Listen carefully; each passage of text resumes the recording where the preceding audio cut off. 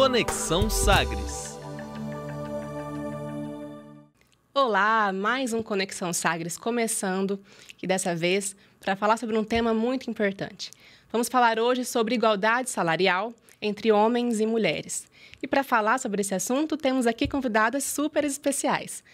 Aqui comigo está a advogada trabalhista Esther Pitaluga e também a professora Andréa Vettorassi. Bem-vindas, meninas.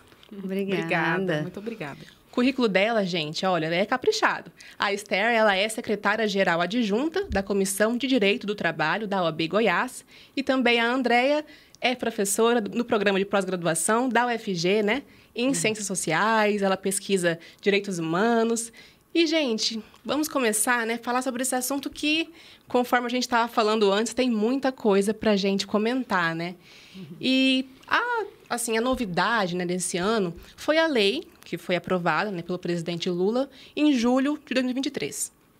Essa lei ela prevê algumas mudanças, né, na fiscalização e também na punição de empresas que pagam salários diferentes para homens e mulheres no mesmo cargo. Mas isso não é uma novidade, né, gente? Assim, na CLT, até na Constituição, já existia lá, né, textos que garantiam que homens e mulheres não pode haver essa diferenciação. Então, a primeira pergunta, eu queria começar justamente falando sobre isso. Por que ainda hoje é importante, né, é relevante que se tenha uma lei assim? É porque, efetivamente, ao longo dos anos, mesmo com a Constituição Federal, mesmo com a CLT, mesmo com a reforma trabalhista, que ainda trouxe alguns benefícios às mulheres, ainda não há efetividade. Se você pegar as pesquisas que tem nos últimos anos, a discrepância de salário entre homens e mulheres, a desigualdade de gênero, ela ainda é muito grande. Então, ainda há desigualdade de sexo, de raça, de origem, ainda cor. Então, assim, tudo vem para corroborar com isso, né? Então, assim, ela veio para tentar, essa lei, o que ela veio fazer? Ela veio tentar fiscalizar melhor esse ambiente de trabalho. É para tentar fiscalizar, é para tentar trazer transparência, é para tentar trazer realmente uma aplicação de multa, porque diz que só acontece quando dói no bolso, né? Então, assim, há uma mudança quando dói no bolso, mas ainda vamos caminhar, ainda vamos engatinhar. Não vai ser, assim, de uma hora para outra. As empresas não vão de imediato. Elas devem, mas não quer dizer que elas vão já implantar isso, porque é uma questão também de planejamento. Mas a lei já está em pleno vigor. E né? essa lei, ela surge no contexto, né? Até separei um dado aqui, o IBGE do ano passado, não, na verdade, 2022, falou que tem uma diferença de 22% no salário entre homens e mulheres. É uma quantidade considerável, né? 22% faz diferença, né, no orçamento de qualquer pessoa. E eu queria que a gente falasse um pouco, né, sobre por que essa lei se torna tão necessária, principalmente agora, né? O que mudou, né, da lei que tinha antes e agora, o que torna, o que dá um sinal de esperança, né, talvez possa dizer, de que agora a gente possa ter medidas mais fielmente cumpridas, né, fiscalizadas. O que mudou de antes para agora? O que muda? Antes a gente já vinha com a igualdade salarial. Deveria haver a equidade salarial, seja entre funcionários de mesmo cargo, mesma função, já deveria haver essa equidade. Mas havia fiscalização? Não. Então, o que essa lei vem fazer? Ela vem garantir a equidade salarial, a equidade de função. Então, todo mundo que estiver na mesma função deve receber o mesmo salário, o mesmo valor, independente de tempo de casa, independente de tempo de empresa ou não. O que ela faz? Ela busca transparência. O que é isso? As empresas devem implementar, mostrar para os funcionários que todos recebem igual. E aquelas empresas com mais de 100 funcionários ainda devem apresentar relatórios semestrais e subir para o E-Social para que o governo tenha acesso a esses salários. Então, vai ser um pouco mais difícil. Eu acredito que nas empresas ainda que são menores, será mais lento essa fiscalização. Mas para empresas maiores, eles não vão ter para onde correr. Então, assim, colocou lá, é o mesmo salário, o mesmo cargo, vai precisar ter a mesma função, o mesmo cargo, precisa ter o mesmo salário entre homens e mulheres. Então, assim, vem melhorar. E a aplicação de multa? o seu paradigma, tá? Você não resolveu não seguir a lei, não vou seguir, vou deixar da forma como está, é assim que está funcionando. Eu não tenho caixa para isso, porque você também não pode reduzir o salário do seu outro funcionário para dar a equidade salarial da função, por causa do gênero, ou de sexo, ou raça, ou tudo, né? Porque eles vêm para fazer uma igualdade ampla, né? Não é só questão de gênero. A lei não vem falando só mulher. Não, ela vem falando de gênero no total. Então, assim, o que vai acontecer? A aplicação de 10 salários do seu paradigma. Em caso de reincidência, dobra. Então, aí a gente vai oferecer mais canais de denúncia, o governo vai oferecer mais canais de denúncia. Uma parte importante, né? Como que a mulher, por exemplo, ela desconfia, né, que até agora ela não tinha acesso a quanto que o colega dela ganhava, né? Mas ela está ali desconfiada de que tem essa diferença. A lei, então, ela já criou um mecanismo para essa mulher se sentir segura para falar, então, né? Isso, para falar. Então, vão ter mais canais de denúncias. Você pode fazer até a denúncia anônima. Então, assim, o Ministério do Trabalho e Emprego vai estar ali atuando de forma conjunta. Vai ter mais, nesse caso aí, o que eles vão precisar? De uma equipe maior de trabalho. Né? Então, desde o órgão até as empresas, todo mundo vai precisar se adequar. Porque a máquina, o Estado, ela não consegue acompanhar a evolução da sociedade em questão de fiscalização. Então, assim, às vezes pode demorar a chegar na sua empresa, mas a fiscalização vai chegar. Existe uma perspectiva sociológica aí que leva em consideração uma série de marcadores de diferença, né, que são marcadores sociais e que impactam diretamente nas relações de trabalho. Não é só o gênero, né? A gente está aqui abordando o gênero por conta dessa perspectiva, né, de uma nova lei. Mas muitos outros, né, marcadores, como raça, etnia, até a questão da aparência física tem um impacto importante. A gente até estava falando nos bastidores, né, o quanto que isso também impacta a nossa relação, né, enquanto mulheres no mercado de trabalho, no trabalho formal.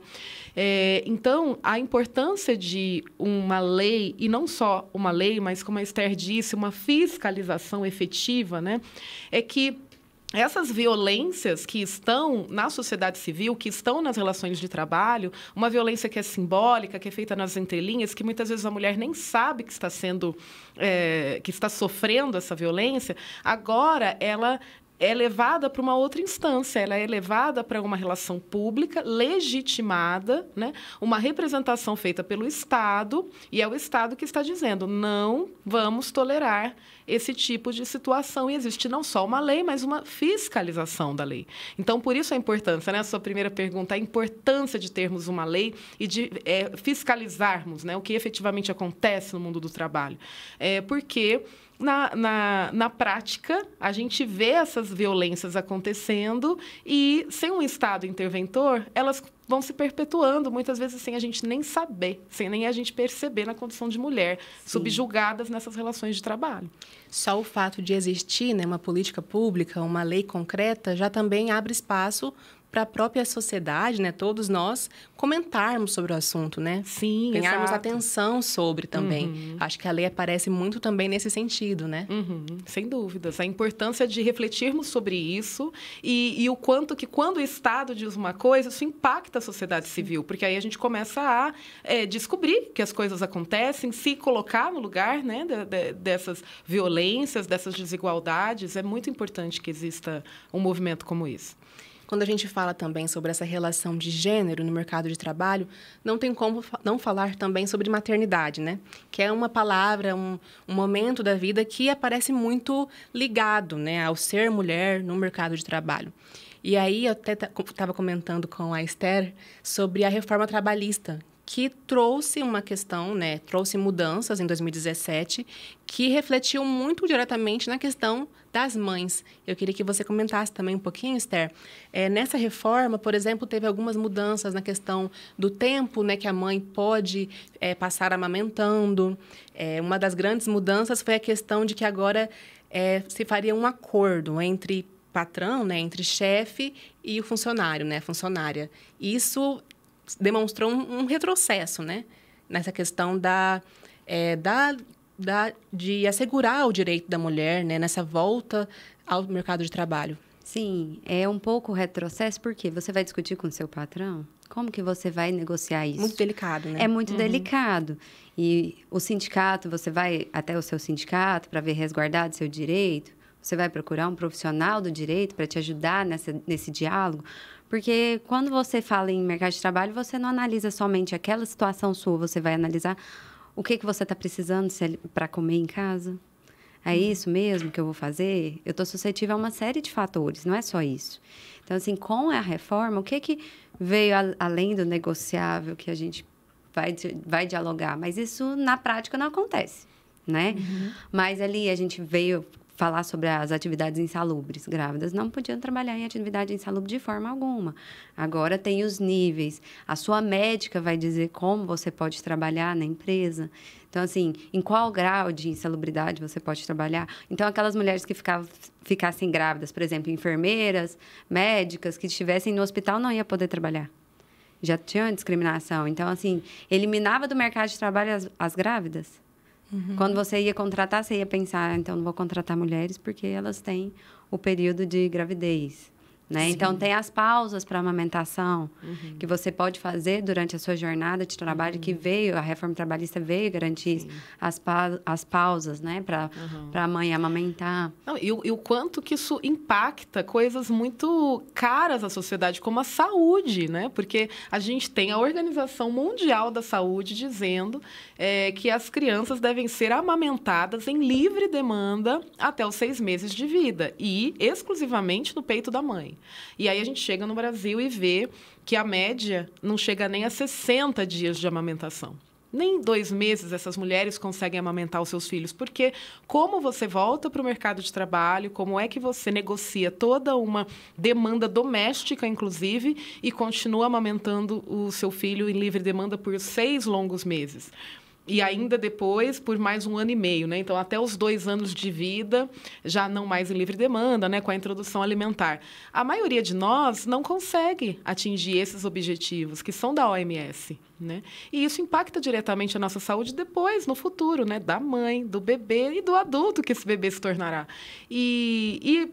É uma falta de desejo, de vontade dessa mulher? Não, é toda uma estrutura social que a corrompe, que a impede, né, de fazer algo que deveria ser o básico na relação com a sua criança. Não, e dá para pensar ainda mais em outras características, como, por exemplo, mãe solo. Sim. Nossa, que é não tem tem outro nem tipo de realidade. Sim, Jesus, sim. Ou que é a realidade da maioria das mulheres mães, né? Não necessariamente solo, mas que pode... Que não tem uma rede de apoio, Exatamente, né? não tem uma rede de Exato. apoio que assim, não pode contar muito com esse companheiro, né? Com o pai dessa criança, que não está ali muito por perto, que não se entende nesse lugar de cuidado. O lugar de cuidado sempre foi muito voltado para a figura feminina dentro da casa, né? E o homem patina, né? Nesse lugar em que ele não sabe cuidar e também não está muito interessado em aprender. E né? a mulher, a gente tem que pensar que ela também, no lugar de cuidado, ela não está ali só para cuidar do seu filho. Ela tá cuidando ali também, às vezes, até dos pais. E de toda a casa, doentes, né? Da do administração marido, da de um lar. administração de um lar. É. Então, hoje a gente tem a lei que o STF lançou, a equidade também de servidores. Olha só, a diferença do público para o mercado de trabalho em geral. Quando você é servidor público municipal, estadual e federal, você consegue, caso seu filho tenha alguma deficiência e exija o seu tempo de cuidado, você pode conseguir, através de processo administrativo interno no órgão, uma redução de carga de jornada sem redução de salário. Então, às vezes, as pessoas nem sabem que isso existe. Mas, assim, a administração ela já está começando a se preocupar. Tanto é que é uma das agendas de 2030 da ONU, a equidade de gênero. Então, assim, a equidade de gênero, ela vai até onde? É só salário? Não. Porque a mulher, ela está na função de cuidar. É até de oferecer possibilidades para essa mulher também, né? Entra muito nesse sentido, né? De ter opções. Porque, por exemplo, 70% das mulheres são perguntadas na entrevista de emprego, logo na entrevista, se elas têm planos de engravidar. Exato. Né? Então, esse tipo de pergunta de nível super pessoal não são vistas, né? Em entrevistas com homens. Com homens. É como se nós mulheres a gente fizesse filhos sozinhas, né? Exatamente. E fosse uma decisão muito pessoal, só que a mulher vai impactar que decide. apenas a mulher, né? E assim, mas por quê? Porque efetivamente impacta muito mais nós mulheres, né? Ninguém pergunta para o homem onde é que está a sua criança, o seu filho, enquanto ele está exercendo o seu trabalho ou num espaço público, no exercício de poder, né, nas relações de poder. No momento de lazer em momentos dele. de lazer. E nós, o tempo todo, somos questionadas quanto a isso. Né? Onde que está a sua criança? Quem está cuidando da sua criança para você estar trabalhando? Exato. E essa culpa também né, introjetada em todas nós, né? Poxa, eu não deveria estar trabalhando agora. Eu tenho que estar ao lado da minha filha, do meu filho, né? Onde que ele está? Será que ele está sendo bem cuidado? O pai está fazendo isso e isso? Coisas que o homem não precisa se preocupar, porque sempre tem uma mulher resguardando toda uma estrutura doméstica para que ele brilhe, né? Para que ele possa exercer com muito mais liberdade e liderança o seu trabalho, né? O seu papel público na sociedade. E quando a gente fala de mulher, quando a gente fala de gênero, a gente tem que falar de idade. A mulher sofre em todas as etapas. Quando ela é jovem, ela é discriminada porque não tem conhecimento, porque está imatura, porque não dá certo. E quando tem meia idade, você vai engravidar? Quais os seus planos? Qual é o seu projeto de família? Qual é o seu plano familiar? Qual é o seu projeto de vida? Aí, quando você já está mais velha, você já está obsoleta para o mercado. Ou seja, quando é bom o suficiente, né? Ou seja, a sua Não idade, somos a sua boas idade, o suficiente nunca. a sua idade é boa só quando você é homem? Quando você é mulher, ela é questionada? Mas é porque o tempo todo esse lugar doméstico ele é colocado em jogo.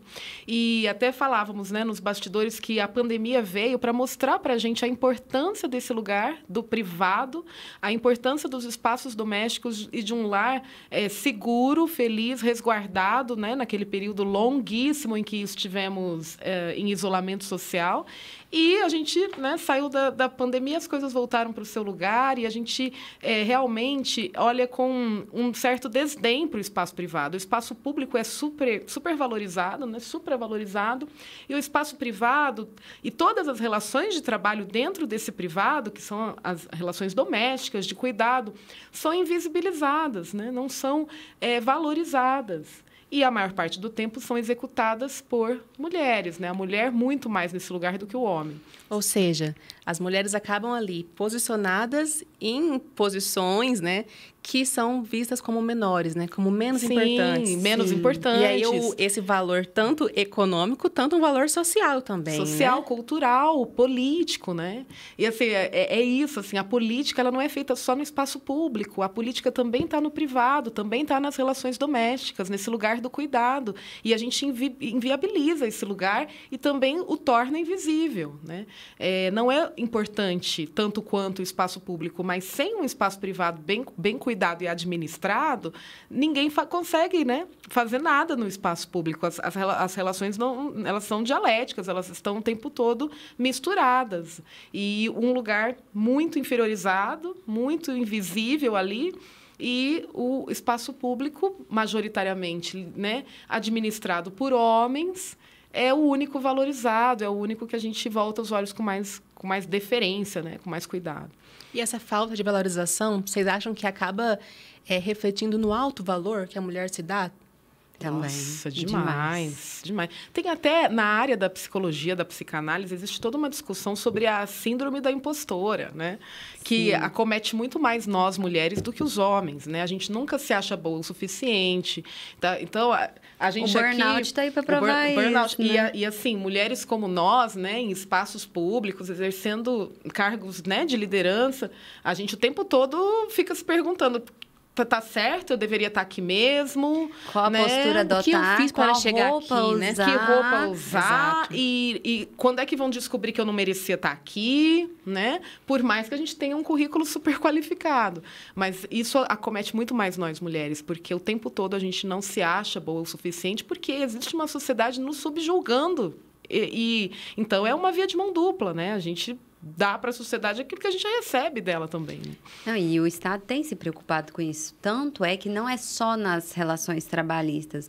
Em todas as relações, quando você vem para o Poder Judiciário, inclusive, eu estava até comentando, o CNJ soltou uma portaria nova para que os juízes, quando forem julgar as suas causas, analisem também essa questão de gênero. Não só na justiça do trabalho, mas também na justiça comum. Porque, às vezes, nós temos estatais que a gente não entra com ação na justiça do trabalho. Sim. A gente está ali na vara de fazenda pública. Então, assim, é todo um movimento para tentar termos o mínimo de dignidade e proteção, né? É o mínimo, que não tem sido resguardado há quanto tempo? Esther, até tive uma situação pessoal muito curiosa, assim, que é um colega meu, advogado, e ele virou assim, mais velho, tal, e falou assim para mim, hoje em dia a gente tem muitas juízas, e não tem jeito. Juíza, ela sempre tem uma coisa que ela julga pelo próprio valor, pelas próprias ideias, a juíza nunca é imparcial. E aí eu olhei assim, né, para ele e falei, tá, os juízes sim, né? Toda essa nossa justiça que secularmente foi feita por homens. O homem, ele é imparcial. O homem, ele não julga sob o seu próprio viés, né? Sob a sua própria noção de justiça. Tá aí, inclusive, toda uma legislação que era muito contra as mulheres. Agora é que a gente está, né, com passos de formiguinha mudando essa legislação com leis como essa que a gente está discutindo hoje. Então, veja, a gente não olha o homem nesse lugar. Não. Né? Agora, a mulher, né, em cargos de poder, ela vai olhar sob a perspectiva dela, né? Ou é vista como autoritária. Mais autoritária, essa é clássica, mais direta. Né? Já é difícil da mulher alcançar certos cargos de gestão, de liderança, né? Que ali tem ligado esse valor de autoridade, digamos assim. Mas a autoridade aparece como brava demais, né? Histérica. Te questiona. Agora, o homem é viril, né? Ele tem um orgulho, né? Ele tem uma bravura. É isso mesmo. Gente, eu queria que a gente, quase encaminhando para o fim do nosso primeiro bloco, falar sobre também como que ser mulher no mercado de trabalho já é muito difícil, mas pode ser ainda mais difícil quando a gente adiciona outras características, né? Como raça e renda. Tem uma pesquisa que diz que em cargos de gerência e direção, apenas 2% de mulheres são negras.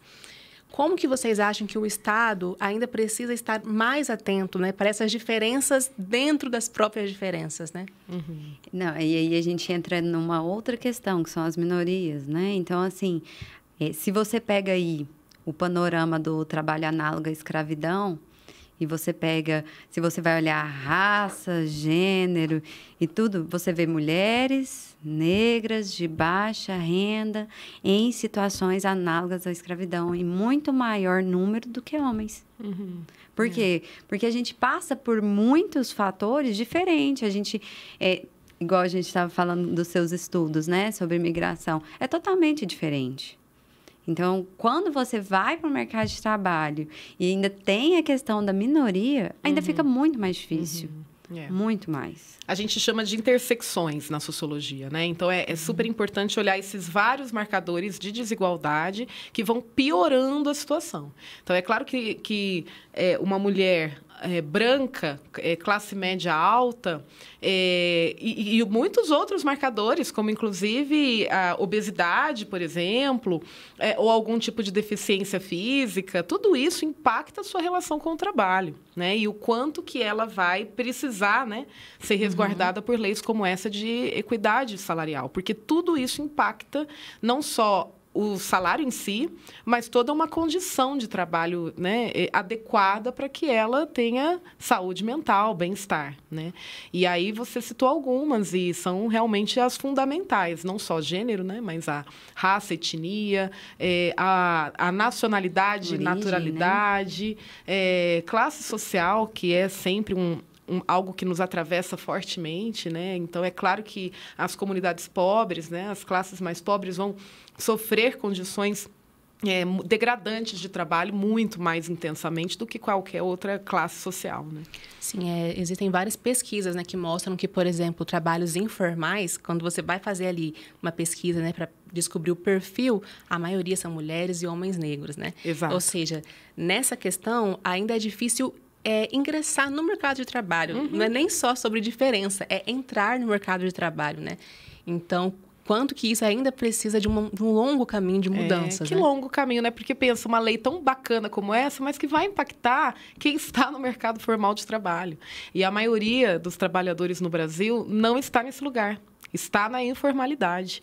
Então, nas entrelinhas das violências simbólicas, a não equidade de gênero vai continuar acontecendo. É um passo de formiguinha mesmo, né? Porque como a gente fiscaliza a informalidade? Justamente. E com as redes sociais hoje, que tudo é exposição.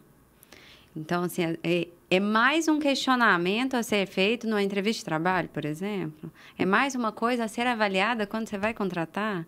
E aí? Por isso que o mercado informal é tão grande, né? Então, assim, o que move muito o nosso país hoje é o mercado informal. A nossa economia gira por isso. Então, assim, é muito complicado quando você passa para uma discriminação dentro de minorias ainda, né? Uhum.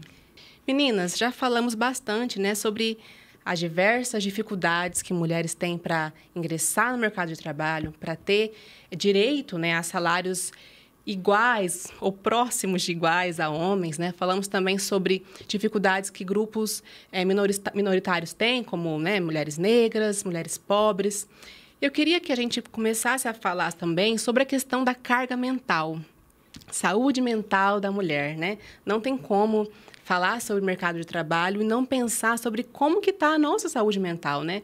E por que falar? Porque não é nem dupla, são triplas jornadas, né? Então, na opinião de vocês, o que ainda precisa ser melhorado, né? E por onde a gente pode começar a pensar, né, em um cenário onde a nossa saúde mental é colocada, né, no centro das discussões? Eu penso que a gente vem fazendo há algum tempo, há pelo menos 2 décadas, uma discussão importante sobre essa mulher no mercado formal de trabalho, ou seja, nos espaços públicos. Talvez agora seja o momento de não só mulheres, mas homens também, é claro, porque esse movimento também tem que vir de homens, né? Talvez seja o momento da gente olhar com mais atenção, cuidado, generosidade para os espaços privados e a importância desse lugar de cuidado, a importância do cuidado doméstico e que não seja executado exclusivamente por mulheres ou a maior parte dele feito por mulheres. Que os homens estejam também equânimes nesse lugar. Então, a gente está aqui batalhando, lutando pela equidade de homens e mulheres no mercado de trabalho, nas relações públicas, vamos também lutar por essa equidade dentro dos espaços domésticos, porque os números são muito discrepantes, né? A mulher ela tem ali em torno de 21 horas semanais de trabalho árduo dentro de casa. Exato. E a gente está falando de mulheres com mais de 14 anos. Então, muito meninas, né? As adolescentes, as crianças já estão nesse lugar do cuidado dentro de casa. E os homens, eles executam, em média, 11 horas por semana, né, de trabalho doméstico. E a gente sabe muito bem que boa parte dos homens não executa trabalho nenhum. Então, a gente precisa desse olhar mais político mesmo, sabe? Da crítica, da reflexão e da atuação mais efetiva, né? Do que é esse lugar do doméstico, do cuidado e como fazer com que ele seja dividido de forma justa, igualitária. Porque um lar bem cuidado, esse espaço doméstico bem vivido, impacta diretamente na nossa saúde mental, no nosso lazer, no que somos nos espaços públicos, nas relações de trabalho. Né? A gente sabe disso. Porque nós somos seres humanos. Não tem como a gente separar. Não, agora eu estou na minha casa, eu vou fazer as funções de casa. Não, agora eu estou no meu trabalho, eu vou fazer só aqui o que está no meu trabalho. Uhum. Não, agora eu estou no supermercado fazendo compras, então eu vou pensar só nisso. Não tem como, nós somos seres humanos. Então, se a gente está ali no trabalho, mas seu filho está doente em casa, sua cabeça está ali também. Exato. Então, o que nós vamos fazer para ter essa equidade? Porque somos mães, temos que cuidar. Uhum. Temos o dever do cuidado, porque acaba que a responsabilidade é só nossa. Isso vem passando de geração a geração, porque isso é estrutural. Não tem como falar assim, eu não sou machista, eu não sou isso. Eu detesto feminista. Mas se você nem estudou, Entendeu? Você nem buscou o conhecimento, você não buscou entender o movimento, porque isso é importante, não tem como você separar. Ah, eu vou ser a Esther profissional, eu vou ser Esther mãe, eu vou ser Esther professora, eu vou ser Esther aluna. Não tem como você separar. Né? Não tem caixinha, abre exatamente. A Esther mencionou algo que é importante mesmo, porque a gente está aqui o tempo todo falando de público e privado, mas essas são categorias analíticas. É só para a gente entender um pouco do que a gente está falando. Na vida, no cotidiano, nas relações práticas, isso está o tempo todo interligado. A gente nem sabe direito quando é que começa o público e termina o privado, né? E, aliás, também seria muito importante que nós pudéssemos olhar de uma forma mais empática e mais tranquila esses momentos em que o privado invade o público. Então, por exemplo, por que não mais crianças nos espaços públicos, né? Por que não lugares mais acolhedores para essas crianças, né? A gente está vendo recentemente algumas iniciativas, né, de espaços para crianças dentro das universidades, dentro aqui da Câmara dos Vereadores de Goiânia. Mas, gente, olha quanto tempo demorou, onde essas crianças estavam? Por que elas não ocupam os espaços públicos e das relações de poder? Não tem nada de equidade. Se você parar para pensar, a gente não tem nem banheiro com trocador. Pois é. Como é o básico, o né? básico. Seria não, o vamos básico. passar assim, Ou então vamos o pensar no trocador básico. tá só no banheiro feminino. Sim. Né? E aí, quando o pai quer trocar a criança, ele não tem um lugar. Não tem. Né? Então, como é que você faz? Não tem muito para onde correr. Então, assim, eu vou até citar um exemplo semana passada, para vocês verem que é estrutural. Eu tive 2 processos de assédio sexual contra mulheres, numa empresa que só contrata mulheres, porque mulheres nessa empresa, elas são importantes pela delicadeza e cuidado com os produtos. Então, assim, é uma confeitaria. Então, realmente, tá vendo?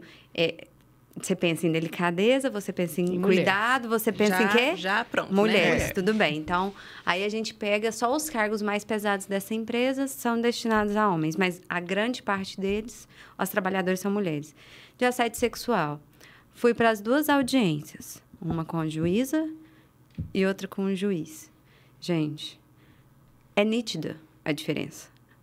Você não precisa... Assédio sexual é o mais difícil das provas dentro do direito do trabalho. Você provar um assédio sexual, porque geralmente acontece quando você está sozinha, quando você está em um lugar isolado, em um ambiente isolado, que as pessoas não possam te escutar. Você é mulher. É muito difícil acontecer assédio sexual com homens. Acontece, não estou dizendo que acontece, mas a grande maioria são mulheres. Quando você chega numa audiência com a juíza para falar de assédio sexual, ela vai entender na hora. Porque não é sobre a saia que você está usando, não é sobre a calça que você está usando. E lá todas elas trabalham de uniforme e todas tampadas. Não é sobre isso. É sobre a conduta do homem.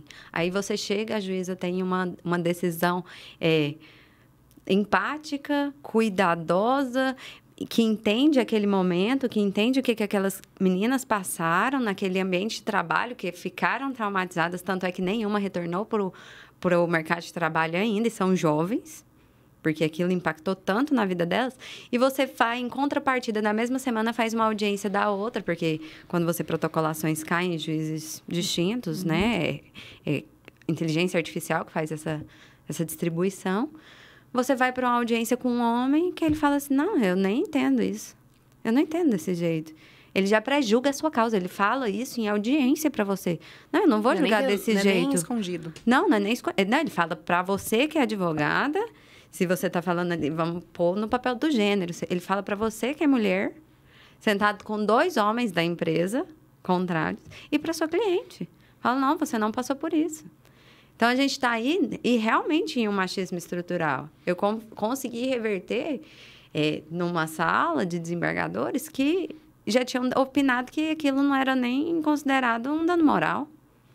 Então, assim, é tão complicado quando você vai para aplicar o direito, para aplicar realmente uma igualdade. Por isso a importância dessa lei. Por isso a gente caminhar, mesmo que engateando... Leis e jurisprudências, Sim, né? jurisprudência. E você não encontra jurisprudências favoráveis. Por quê? Porque a maior parte dos cargos de direção estão na mão de quem? De homens. Eles vão julgar como? Como eles entendem que é mais favorável. Eles nunca passaram por aquela situação. Né? Não é porque você vai sair de casa quando você é jovem. Até a sua mãe fala, não, você não vai com essa saia, mini saia. Você não vai sair desse jeito para ir para uma festa? Você não vai sair assim para uma balada? Homem não passa por isso. Uhum. Então... E essa questão, né, já é bem evidente, né, a diferença de quantidade de mulheres que acessam cargos de gerência, né, cargos de liderança. Em alguns tipos de empresas, isso ainda é mais raro, né? Pensar em empresas de tecnologia, por exemplo, que, inclusive, são os tipos de emprego que geralmente têm melhores salários, ciências, matemática, exatas, que já são cargos em senso comum para homens, né? Mas, quando se chega a esses cargos, as mulheres muitas vezes podem ter tipos de questionamentos que até dão um certo receio, né? Por exemplo, mas se eu for chefe, talvez eu tenha que viajar mais, talvez eu tenha que participar de algumas confraternizações pós-trabalho, mas... Eita, não vou estar em casa mais para cuidar da minha casa. É isso. Como que eu vou cuidar dos meus filhos? Existem estudos provando isso, né? Com metodologias diversas, mas com uma abordagem mais qualitativa, porque isso não é tão fácil da gente analisar numa perspectiva quantitativa. Isso é mais mesmo nas entrelinhas das relações de trabalho. Muitas vezes, o homem e a mulher, no mesmo cargo, entram naquela empresa ganhando exatamente o mesmo salário. Né? A discriminação não acontece ali de cara, né? Você é homem, você é mulher, então o salário já é diferente ali na entrada. Porém, esse homem, ele vai galgando oportunidades dentro daquela empresa. Ele vai tendo mais acesso a condições melhores de trabalho, novos cargos. Ele pede aumento. Ele acha que merece. Né? Ele tem uma autoestima elevada. O impostor não aparece tão. Eu fico brincando. Se a gente encapsulasse a autoestima masculina e vendesse para as mulheres, né? Aí a gente dominaria o mundo. Exato. E a mulher, por sua vez, não consegue, não só pela perspectiva bastante psicanalítica e de uma questão mesmo de autoestima, de culpa, de não se sentir boa o suficiente, e isso tudo ser uma introjeção social fortíssima, histórica, mas também por impactos do doméstico, de novo, né? Porque eu não posso estar tão dedicada assim a essa empresa, a esse trabalho. Tem um monte de outras coisas na minha cabeça. Tenho os meus filhos, tenho o meu marido, tenho o meu pai e a minha mãe que precisam de mim. Lá em casa tem um monte de coisa para eu fazer, eu estou exausta. E os homens não precisam, na maior parte das vezes, pensar sobre isso. Tem alguém pensando por eles, né? Tem alguém executando esse trabalho por eles. É uma preocupação que aparece, eu acho que antes mesmo da mulher estar com os filhos ali na casa ou estar casada. Quando se pensa em planejamento de carreira, por exemplo, já pode dar ali aquelas questões. Eita, mas com essa idade aqui, eu vou ser nova ou vou ser velha demais para casar? Eita, mas eu tenho esse sonho. Será que eu posso, né, me dedicar a esse sonho? Será que vai atrapalhar? São questões que são típicas do ser mulher, né? Sim, e se você começa a estudar demais, a trabalhar demais, então você não quer constituir uma família? E aí toda uma cobrança, aí vem né? Toda você não vai ser mãe. Você não vai Olha ser só, mãe, o relógio biológico passando para você. E aí, por que muda? O que tem mudado? O que tem crescido bastante são as clínicas de fertilidade, né? O tanto de mulheres congelando óvulos porque estão com medo do tempo. Olha só o que... Aí a gente volta mais uma vez a falar da questão psicológica. Olha onde a gente está chegando, a que ponto estamos chegando. Entendeu? Talvez mulheres tenham mais medo do tempo do que os homens, né? Sim. Muito provavelmente. Sem dúvidas. Sim, com certeza. Sem dúvidas.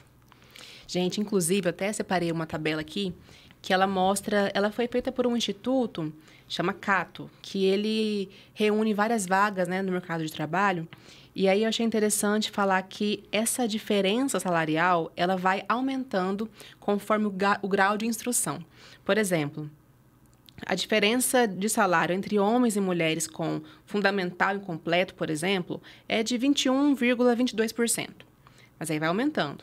Por exemplo, com o ensino médio completo, já passa para 41,39%. Até o topo, que, por exemplo, seria homens e mulheres com pós-graduação ou MBA, que já chega a 42,49%. Ou seja, quanto mais essa mulher consegue cargos de gestão ou estudar mais, se preparar mais, o que acontece é justamente piora essa diferença. Por que vocês acham que isso acontece?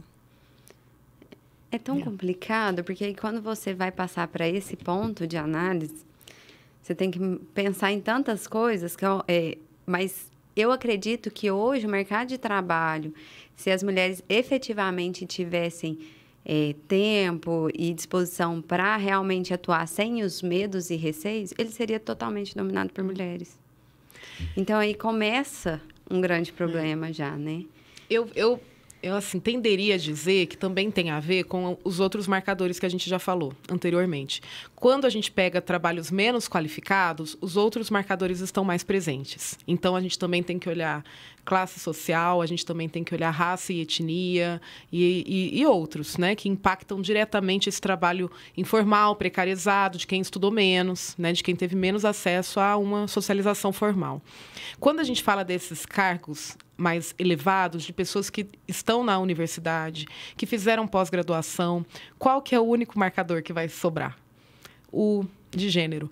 A gente já não está mais falando de um trabalho negro, a gente já não está mais falando de um trabalho precarizado. A gente está falando de gente altamente qualificada e a única diferença desses trabalhadores será a de gênero. E aí fica mais evidente. Né? Fica mais alargada essa desigualdade. Ela também está presente em todos os outros cargos. Só que os outros marcadores vão minimizando essa desigualdade de gênero. Lá no topo da cadeia, só ficou a situação de gênero. E aí, ela se escancara nos dados quantitativos, né? Fica evidente o quanto somos discriminadas, mesmo quando a gente alcança esse lugar, né? E aí volta muito aquela questão, né, do questionamento do valor ou da capacidade, porque a qualificação ali está equiparada, né? Então, o que sobra é essa questão enraizada, né? Se é mulher, não deve fazer tão bem ou não vai me dar tanto benefício, né? Não vai dar econômico. tanto do seu tempo. Exato. E por que a gente não, muitas vezes, realmente não consegue dar o mesmo tempo que o homem dá? Porque o nosso tempo ele é usado para uma série de outras coisas que o homem não precisa se preocupar. Inclusive, eu vi um comentário que eu acho que você vai entender perfeitamente, Andréa. Questão do ambiente acadêmico. No ambiente acadêmico, né, entre professores, professoras, tem aquela cobrança de publicação, não é? Você tem que publicar ali a quantidade de artigos, enfim. E aí eu vi um comentário da pessoa falando, se o homem tem essa cobrança, ele chega em casa, entra no quarto e escreve, produz. E as mulheres? Exatamente. Ela vai poder se trancar no quarto e se dedicar exclusivamente à produção de um artigo, por exemplo? Então, essa diferença, ela vai ali em diferentes campos, Maravilhoso. Né? Tanto que a gente tem dados da pandemia que mostram que as mulheres pesquisadoras, elas foram impactadas na sua produção acadêmica durante a pandemia e os homens não. Então, eles estavam em casa, no ambiente doméstico, trancados no escritório, né, com a criança lá fora, demandando da mãe. E muitas vezes essa mãe pesquisadora que precisou parar o tempo ali de produção de um artigo científico para atender a criança, né? Exatamente. É aquela brincadeira, o que você faz da meia-noite às 6? Aí você vai sentar. Você não está trabalhando o suficiente. Vai fazer seu artigo, não tem você limite, não está fazendo né? nada. Qual é o limite, Qual né? É o limite desse da esforço? jornada? Quando deixa de ser esforço para ser praticamente um atentado à sua própria saúde, né? É isso. Estamos doentes, né? Estamos mesmo. Gente, alguns passos, então, a gente, né, comentou aqui que alguns passos têm sido dados, né? Essa lei, ela é relevante, né, Esther, para pensar em mudanças práticas mesmo. Mas, se a gente for pensar, então, em próximos passos que ainda são necessários, né, em mudanças que ainda precisam acontecer, para vocês, por onde a gente pode começar, né? Por onde se deve começar? Para mim, é fiscalização. Quando a gente tiver efetividade na fiscalização, aí a gente vai começar a ter um novo cenário, ou pelo menos um cenário melhor. Eu concordo com a Esther, mas também destaco a importância de trabalhos como esse que a gente está fazendo agora. E que não existiam até pouco tempo atrás. A gente não via a mídia, né? A gente não via os canais de comunicação tão preocupados em discutir essas desigualdades de gênero como a gente vê atualmente. Então, esse, para mim, é um importante passo. Quando a gente ocupa, né, espaços da informação, da comunicação do público para denunciar, né, desigualdades como a de gênero. Eu acho que esse assim, realmente um esforço coletivo nosso e super importante de conscientização da sociedade civil como um todo. E não só das mulheres, né? Os homens também têm que tomar essa consciência e fazerem a sua parte para uma mudança. Mais um ponto importante também, pensando nisso, visando isso, é realmente, na prática, o que está na moda, a palavra agora é sororidade, né? As mulheres realmente também se unirem, realmente estarem unidas.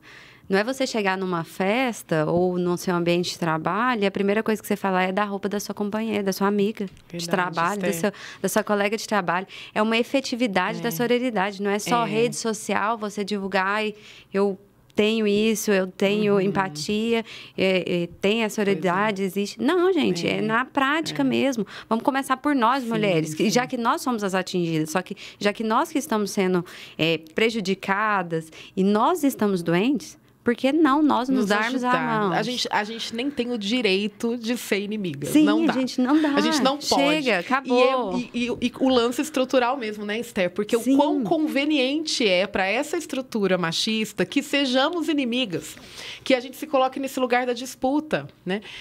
A amizade das mulheres, a empatia, a sororidade entre nós, ela realmente prejudica demais, né, um sistema machista. E talvez seja um enorme potencial que a gente tem e que tem que ser explorado, né? Vamos nos unir, né? Uma coisa de união mesmo, Sim, uma pega na mão da outra e vai entender qual é o problema, apoio, sabe? Né, é uma rede de apoio. Exatamente, rede de apoio. E inclusive nas relações de trabalho. Então, vai empregar, né? Priorize a mulher, né? Não vá perguntar para a mulher na entrevista se ela está grávida ou não, ou se ela vai engravidar ou não, né? Porque muitas vezes essas perguntas vêm de outras mulheres, né? Muito influenciadas por um sistema que vê essa pergunta como super natural, né? Natural. Exatamente. E essa rede de apoio, ela aparece também, inclusive, na questão de como a gente olha para as crianças, por exemplo, né? Essas mães que ficam com medo de levar a criança para certos lugares, né? O que vão pensar? Será que eu vou soar menos profissional? Todas essas coisas juntas fazem a diferença, né? Sim, vamos nos ajudar. Sim, esse acolhimento, né? É ter acolhimento. O acolhimento das crianças, inclusive. Porque também quando a gente acolhe e respeita essa criança, indiretamente a gente está fazendo o mesmo por uma mulher. Sim. Muito mais do que por um homem. Muito Com certeza. mais. Gente, o bate-papo foi muito bom. Eu acho que deu para a gente pensar em mudanças, mas também refletir, né, sobre o porquê que falar sobre isso é importante. Começa na conversa, se estende para ações que começam aqui, né, refletindo nas relações de trabalho, na forma como os novos empresários, empregadores podem passar a repensar, né, que isso também é uma coisa importante, né? Esses empregadores, homens e mulheres, pensarem, né, a refletir, né, sobre essas questões. Pensar por onde mudar, né? Precisa uma mudança, já está bem claro que precisa, né?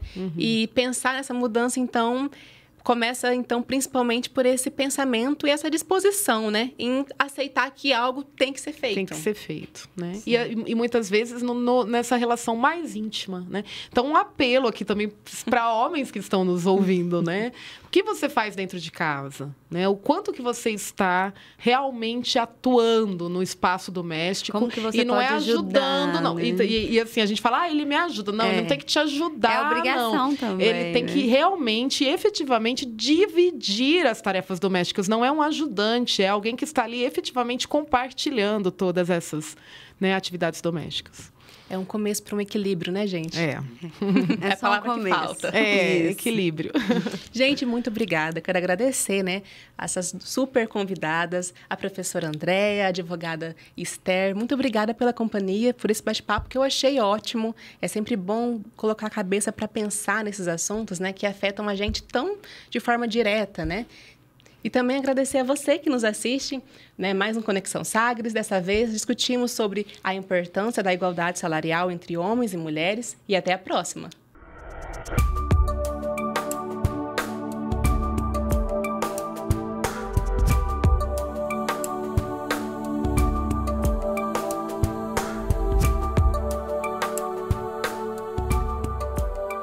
Conexão Sagres.